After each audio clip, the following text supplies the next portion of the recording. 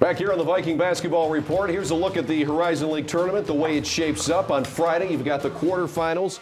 On Saturday, the semifinals. Then Tuesday at 9 o'clock, it is the finals. And right now, Valpo, of course, continues to win, as we expect they would. That game would be in Valparaiso, Indiana, Tuesday night, 9 o'clock at the Arc, before a sold-out house. Gary Waters, Al Pawlowski, coach the Horizon League tournament this year. It's, you know, we talked about how wide open this league is, not only this year, but probably next year as well. And you're seeing that. There's no clear-cut winner, is there? No, not really. I mean, this year, yes, because you had a senior-laden Valpo team. Right. You know, they have 6 seniors, and when you have 6 seniors, you've played the game long enough. But in the future, you're not going to have that. I mean, and so, you know, it will be wide open. But the biggest thing is right now, because I think 2 teams have stepped up as young teams, and that's one Green Bay and the other is Wright State.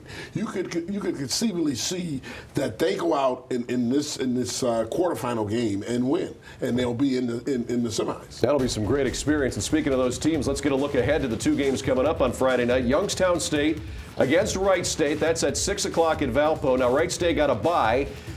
Youngstown State had a win on Tuesday night over Loyola, just got by him. Coach, what do you see in this game?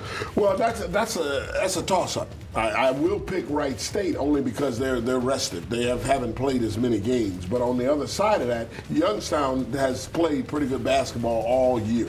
Now, they lost their main star, and that's the only reason why I'm giving them Kendrick Perry. Kendrick Perry. And that's the only reason why I'm giving Wright State a nod in this.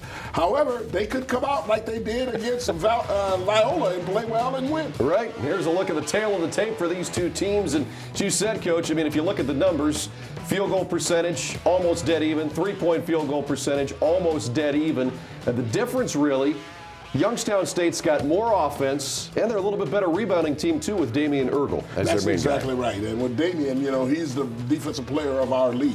And that's, I mean, he's did a great job throughout his career here, you know, in the Horizon League. And I expect him to be a key factor in that game. And the other thing about Youngstown, they can put up points. Yes. They can write on the board, hey, we got 70 points we're going to play with today. Now, the other team must match you. On the other side of that, Wright State plays very good defense. They have to get them off that number, and they have to score themselves. Great analysis there, right? The second game is coming up on Friday night at 8:30. It's a team that beat you, Coach, Illinois Chicago. They had a nice finish to the year. They'll be taking on Green Bay, who everybody thought they were going to be at least the 3rd seed, thought they had an outside shot at the 2 seed. They wind up 4th, so they have to beat Milwaukee on Tuesday night. Did that with not much trouble. But when you look at these 2 teams in this matchup, what do you see going into this game? Well, I think by Green Bay coming in 4th, it has helped them.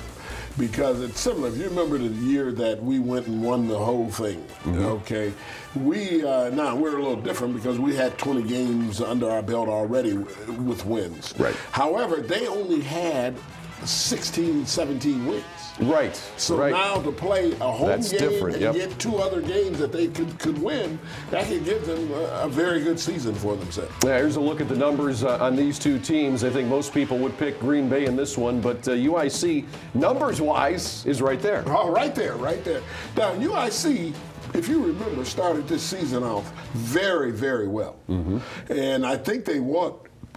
I think they won 9 of their first 10 games. Then they went into the conference and they hit a little slide, and then they came back up, and they've won some big games. They've won some games on the road you haven't expected.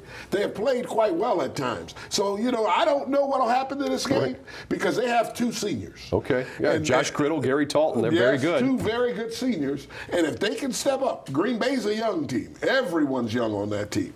However, I would go with Green Bay. Okay, I'm with you on that one, Coach.